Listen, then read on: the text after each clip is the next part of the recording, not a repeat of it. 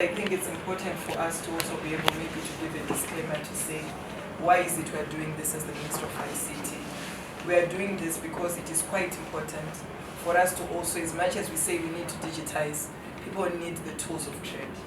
We cannot be able to speak about that when people don't have this. So we realize that it's quite important for us then to also give the hardware. As much as we're working on the software, the hardware is also equally important.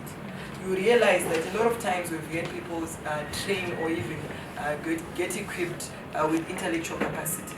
But what is also important is also the hardware side of things. So indeed, that is why we're here. And also as the ministry, we understand and appreciate that each and every other ministry has got a mandate to also do the same. Because our President, His Excellency Dr. Idi Munanga, was very clear that we need to digitize, we need to have a smart Zimbabwe in 2030. And now we are happy that he's saying we need to do it as early as 2028. So within that same thrust, we are saying to ourselves, for us to digitize, it is quite important for us also to do such. So indeed, Honorable Chitandu, let me very much thank you for welcoming us here.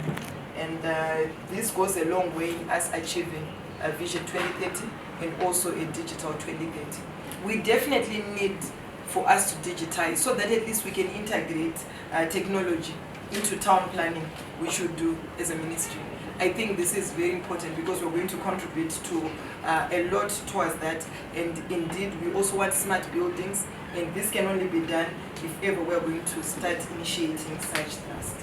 And again, for us to be able to also make sure that we keep corruption, you see the human interface increases or fuels corruption.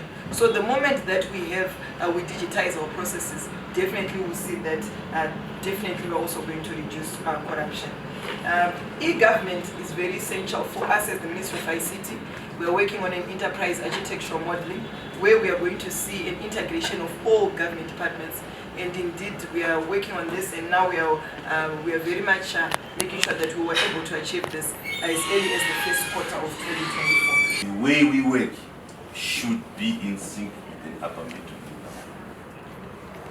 And we are very happy to be getting support from the Ministry of ICT to ensure that specifically the Ministry of Local Government and Public Works is moving towards a 2030 middle-income economy in terms of the way in which we are managing our work processes, in terms of the way in which we will be delivering service to our clients, and the way in which we will be processing our work.